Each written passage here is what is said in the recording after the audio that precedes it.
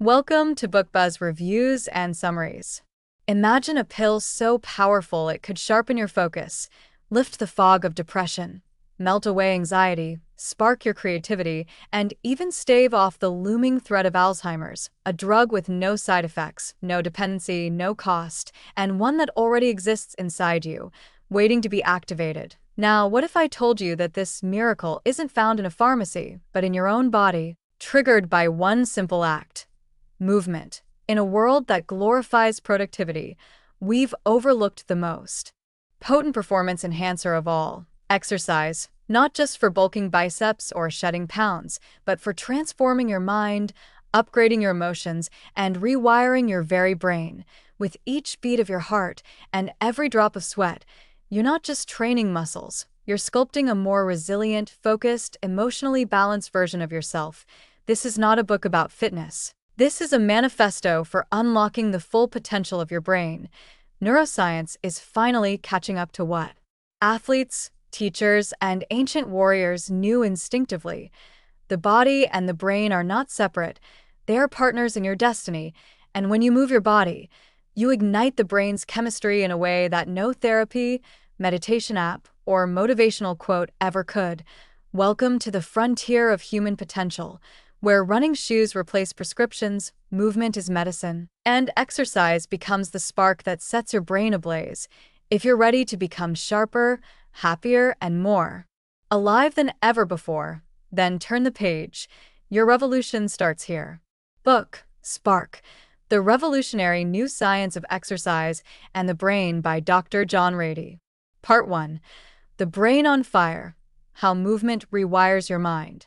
Lighting the Fuse, The Science Behind the Spark. Chapter 1. Naperville's Zero Hour, The Proof in the P.E. Let's start in a sleepy suburb of Chicago, Naperville. It seems like a typical town, but in 1999, this town's school district became a global case study for educational transformation. Here's what happened. Naperville introduced an early morning physical education program called Zero Hour. The premise was simple. Have students work out before class, heart rates up, sweat flowing, and then observe their academic performance. The results? Nothing short of revolutionary. These kids weren't just getting fit, they were acing standardized tests, ranking among the top 1% globally in science and math, and this wasn't about elite prep schools or gifted programs. This was a public school redefining learning. The takeaway: exercise wasn't just boosting fitness, it was boosting cognitive performance. Naperville was a live experiment in using movement as mental fertilizer. This got Dr. Ratey asking, what exactly is happening in the brain when we move? And what he found changed everything. Chapter 2. The Brain's Built-in Motion Sensor. Imagine this. Your brain evolved not just with movement, but for movement. Think about our ancestors. Survival depended on motion. They had to hunt, flee, build, and explore, and over millions of years, our brains developed to support that lifestyle. Movement as cognition. When we move, several powerful things happen. The brain releases neurotransmitters like dopamine, serotonin, and norepinephrine, which are critical for focus, mood, and motivation. Physical activity stimulates BDNF, brain-derived neurotrophic factor, dubbed Miracle-Grow for the brain. Exercise increases blood flow, which delivers oxygen and nutrients to the brain like high-octane fuel. In short, motion triggers emotion, memory, learning, and creativity. When we move, we're not just burning calories, we're recalibrating our brain chemistry. Chapter 3. The Chemistry of the Workout High. Let's talk brain chemicals. Ever wonder why a good workout makes you feel clear-headed, calm, and even euphoric? That's not just endorphins. It's a cocktail of dopamine, pleasure, serotonin, calm, norepinephrine, alertness, and endocannabinoids, bliss. Exercise functions like a fast-acting antidepressant, but without the side effects for those battling anxiety, depression, or mood disorders. Movement becomes medicine. Dr. Ratey doesn't mince words. Exercise is the single most powerful tool. We have to optimize brain function. He backs this up with science from MRI scans, neurotransmitter studies, and clinical trials. The brain literally lights up after physical activity, just like after a dose of certain medications. And here's the kicker. The effects are cumulative. The more consistent your movement, the the more resilient and balanced your brain becomes. Chapter 4. BDNF, the brain's miracle fertilizer. Now, let's unlock one of the key stars in this story. BDNF, brain-derived neurotrophic factor. Think of BDNF as a growth hormone for your brain cells. It helps new neurons grow, strengthens existing ones, and improves communication between them. Here's the fascinating part. BDNF levels spike during and after aerobic exercise. This means every time you jog, cycle, or dance, your brain gets a chemical signal to repair, grow, and rewire. That's especially critical for learning, memory retention. Neuroplasticity, your brain's ability to change. Dr. Ratey calls BDNF miracle grow for the brain because it enhances the brain's ability to adapt. Just like fertilizer helps plants thrive in a garden, this isn't hype. It's real neurobiology, and it's why exercise is now being recommended not just for physical health, but for cognitive longevity. Part 2. Breaking the chains, exercise as the ultimate stress shield. Chapter 5. The real cost of chronic stress. Let's get something clear. Stress itself is not the enemy. In fact, short bursts of stress can sharpen your reflexes and help you perform under pressure. But the problem is, in today's world, stress isn't short. It's constant. Emails, deadlines, notifications, debt, traffic, social media. Your brain reacts to modern life as if you're constantly under attack. This keeps your fight-or-flight system on full blast. Cortisol, the stress hormone, floods your body. Your amygdala, the fear center, becomes hyperactive. Your hippocampus, key to memory, begins to shrink. Your immune system weakens. You're not just overwhelmed. You're biologically burning out, but here's the twist. Exercise mimics the stress response and teaches your body how to shut it down. Chapter 6. How exercise reprograms your stress response. Here's the science magic. When you engage in aerobic activity like running, brisk walking, biking, you intentionally elevate your heart rate, breathe deeply, and engage the same systems stress activates. But this time, you're in control. Your amygdala calms down, your cortisol levels stabilize, your prefrontal cortex, the rational, decision-making part of your brain, takes the wheel. Dr. Ratey describes this as recalibrating the brain's thermostat. Instead of being stuck in fight-or-flight mode, your brain learns, okay, we're safe, we can return to baseline. The key is consistency. Regular movement makes your brain more resilient. That means less overreaction, more recovery. It literally builds an emotional buffer. Chapter 7. Anxiety, taming the tiger with movement. Let's talk about anxiety, that all too familiar storm of racing thoughts, tight chest, and restless energy. Here's where it gets wild. Anxiety is both psychological and physical. Your heart races, your muscles tense, your breathing gets shallow. So what happens when you use physical movement to burn off that energy?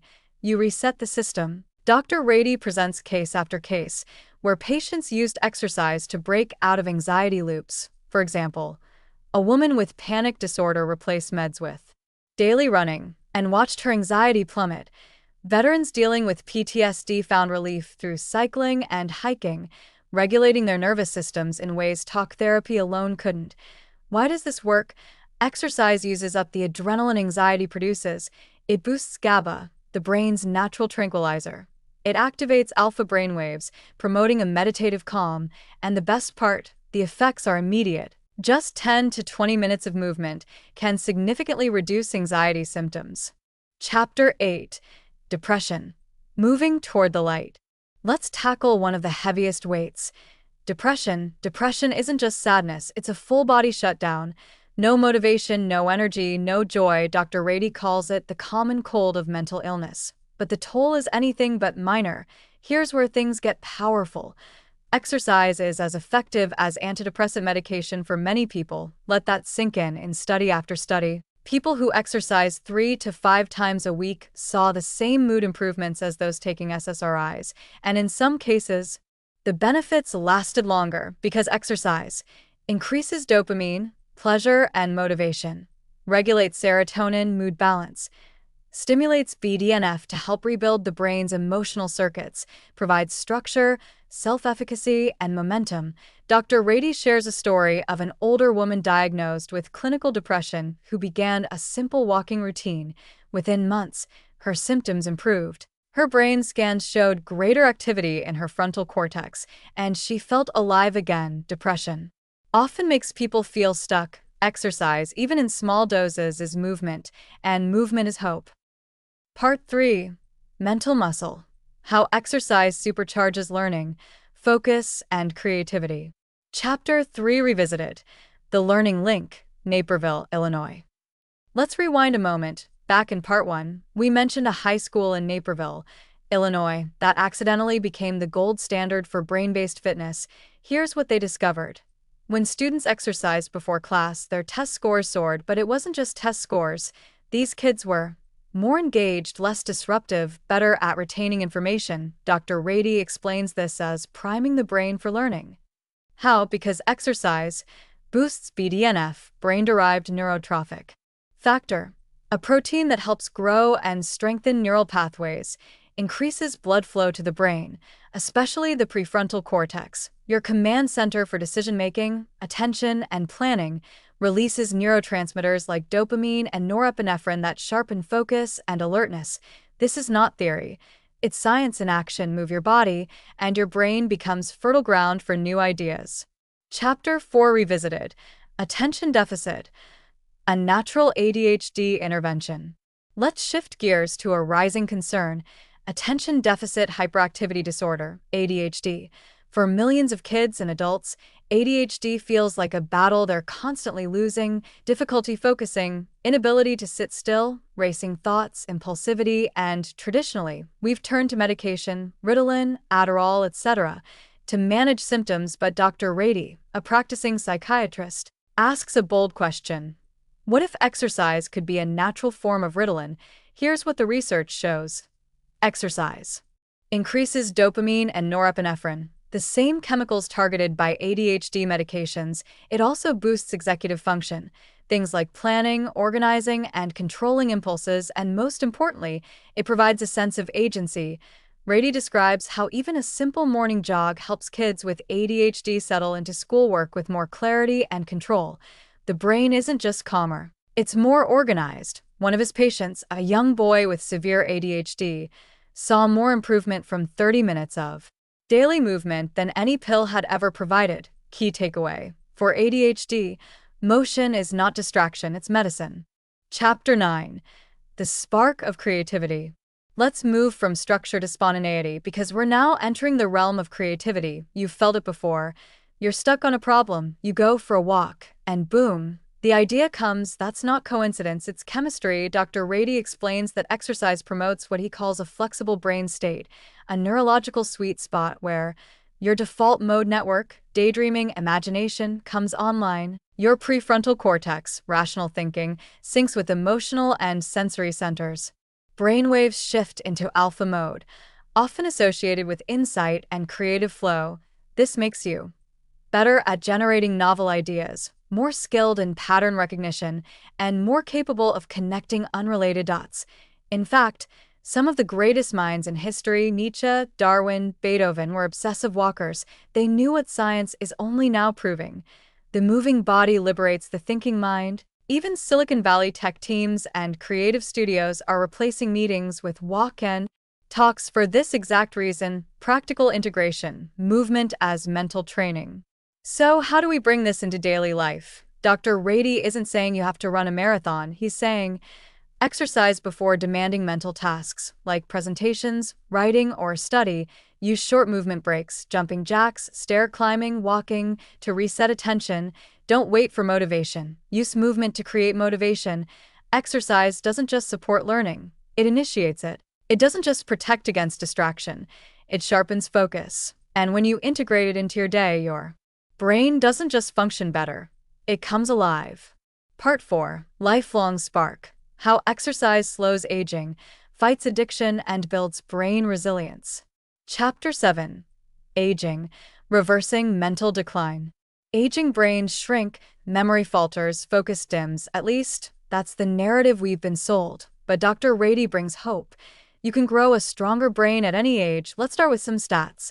Older adults who exercise regularly show greater brain volume than sedentary peers. Cardio training improves executive function, working memory, and processing speed.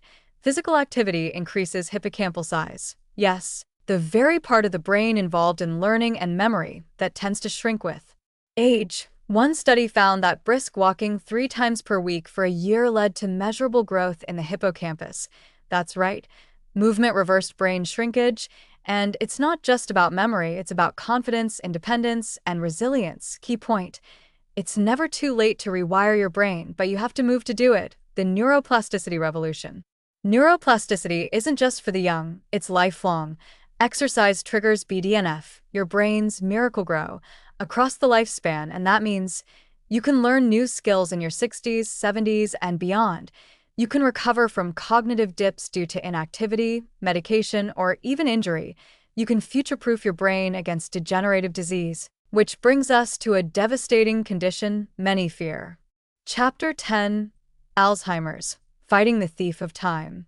Alzheimer's disease is often viewed as unstoppable, but here's what Dr. Ratey and cutting-edge research suggest. Exercise is your most powerful defense. In fact, those who exercise consistently have a 50% lower risk of developing Alzheimer's. Exercise boosts insulin sensitivity and reduces inflammation. Two major contributors to Alzheimer's. It flushes amyloid plaque, a hallmark of Alzheimer's, from the brain. It activates the hippocampus and prefrontal cortex, preserving memory and judgment. Dr. Ratey is clear. Exercise is the single most powerful tool we have to protect our brain from cognitive decline. So, while there's no pill to prevent Alzheimer's, there is a prescription. Lace up your shoes, move your body, defend your mind. Chapter 6: Addiction, Breaking the Cycle with Movement. Let's switch gears to another silent battle: addiction. Whether it's drugs, alcohol, food, or gambling, addiction hijacks the brain's reward system, specifically the dopamine pathway. But here's the revelation: exercise also activates the dopamine pathway. Without the destructive side effects, this makes it a powerful intervention for recovery. Exercise reduces cravings. It replaces compulsive urges with structure and purpose. It helps the brain rewire itself, restoring balance to chemical and emotional chaos. In one study, drug addicts who followed a running program saw lower relapse rates, fewer withdrawal symptoms, and improved mood regulation. And the key: consistency. Just 30 to 45 minutes a day can begin to change not just the body, but the identity of someone healing from addiction. Dr. Ratey's takeaway is simple and powerful: movement gives you back control. Chapter 11: The Resilient Brain, Exercise as Emotional Armor. The final chapter of Spark isn't just about physical fitness, it's about psychological strength. Dr. Ratey believes exercise is the foundation of mental resilience. It makes you emotionally flexible, able to respond to stress without breaking. It builds confidence, courage, and grit. It rewires your default reactions. So instead of panic or despair, your brain is wired for persistence. And in a world that's constantly throwing punches, from heartbreak and job loss to trauma and uncertainty, resilience is the superpower we all need. Exercise gives you that edge, not just for a race or a test or a project, but for life. Conclusion: move your body, transform your mind. Movement is not just for your muscles, it's medicine for your mind. From boosting learning and managing stress, to battling addiction, ADHD, depression, and even Alzheimer's, from building resilience in children to protecting clarity in old age, exercise isn't just a lifestyle choice, it's a lifeline. Dr. Ratey doesn't ask us to become Olympic athletes. He simply asks us to move consistently, intentionally, joyfully, because with every step, jump, stretch, or sprint, you're growing new brain cells, you're upgrading your mental software, you're becoming the clearest, calmest, and most powerful version of yourself. So if you're ever stuck, anxious, unfocused, or lost, don't just sit there. Spark. Your brain is waiting to be rewired. Your future is waiting to be built. And your spark, it's just one workout away. Move your body, light your fire, and never underestimate the power of a single step. Read the book to learn more. Thanks for listening to Book Buzz Reviews and Summaries.